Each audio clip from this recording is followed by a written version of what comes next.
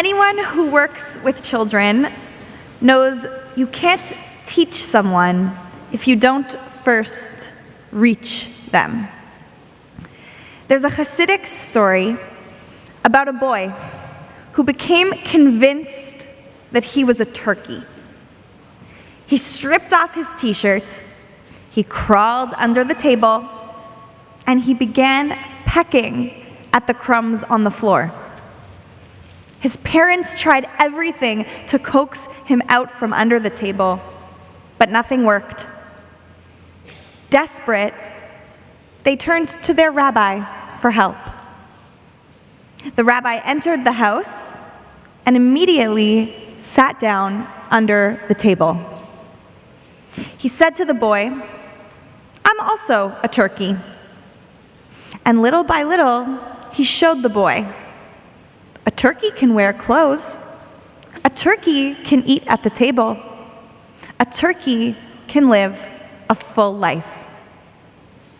And slowly, the boy returned to himself. Not by force, not by bribery, and certainly not by abandonment, but because someone loved him enough to meet him where he was and gently guide him toward his best self. As students and teachers, our grandchildren, our children, maybe even ourselves, returned to school this week, I found myself thinking not only about lesson plans and classroom routines, but also about what it means for someone to be their best self, or at the very least, to be guided towards that version of themselves.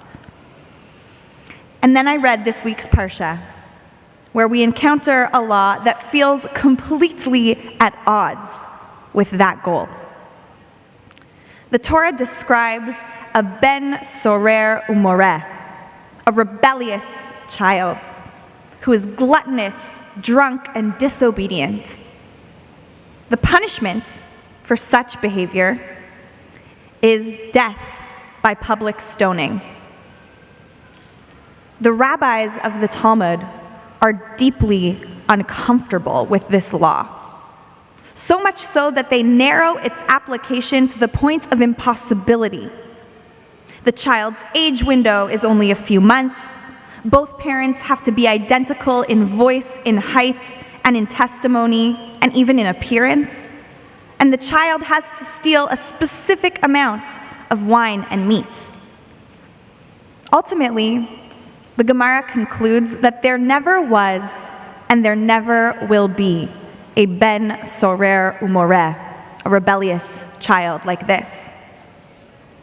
And so why would the Torah present us with a law that can never actually be applied? Perhaps, the Gemara suggests, that the purpose is drash v'kabel schar, to study, to wrestle with something challenging, and in that process, to learn something new, to be changed. The Torah does not ask us to execute a wayward child. Instead, it challenges us. What does it mean to guide, to support a child whose behavior seems beyond repair? How do we shape character, even when it feels impossible? Even in this post-COVID world where shaping character involves inviting our children to look up off of their screens and be present, to invite in boredom. This question feels so relevant to me as a teacher, as students returned to the classroom this week. The hallways here at Bet Tzedek and Robbins Hebrew Academy, RHA, were buzzing with nervous excitement.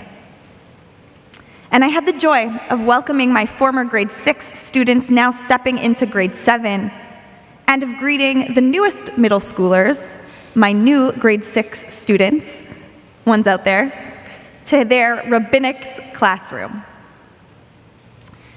And this week, Asher, I don't know if you remember, but someone raised their hand and asked, sort of half joking, "Rabbi, will Mishnah help me get into university?"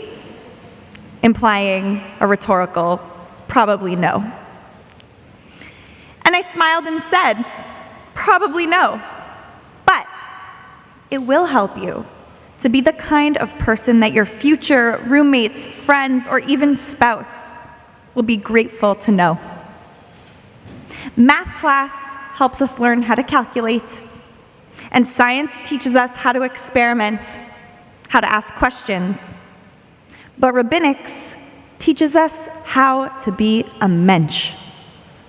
Learning Jewish texts, reading the voices of our ancestors is not only about gaining information, it is about identity formation. On the first day of school, we created a class brit, a covenant together. There's no seating in my rabbinics classroom as we bounce around between the different middle school classes. But we committed to choosing a seat that helps us, quote, be the best version of ourselves. We've already had to remind each other of this brit, this covenant, several times in only the first week. But that, in essence, is what the Torah is all about. It's about being accountable to choosing again and again, with every word we speak, with every action we take, to live as our best selves. The law of ben sorer umoreh reminds us not to despair when a child, or even an adult for that matter, falls short of their best self. We all do. In fact, we're approaching the season where we will admit out loud all of the moments that we have not been the best versions of ourselves. Ashamnu, bagadnu. And yet it calls all of us, and not just us educators in the room, but really each and every one of us, to embrace the sacred possibility and responsibility of guiding and shaping and believing in one another until we can become those very best versions of ourselves. Parshat Ki Teitzei is filled, as Ryan said this morning, with mitzvot that shape our moral character, that teach us how to play the game of life. Return a lost object, even when it's inconvenient. Send away the mother bird before taking her eggs.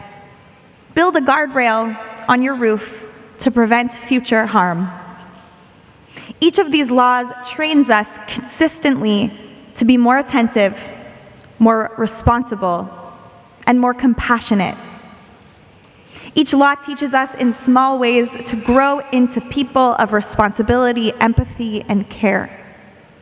How fitting, then, that we read all of these laws, these 72 laws, the parsha that has the most laws in the whole Torah, as we, from nursery to university and beyond, begin a new academic year.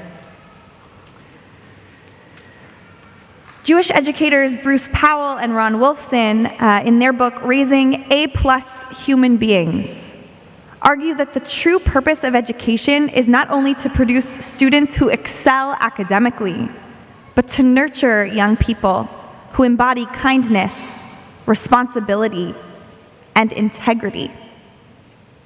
Jewish education is about raising A+ humans.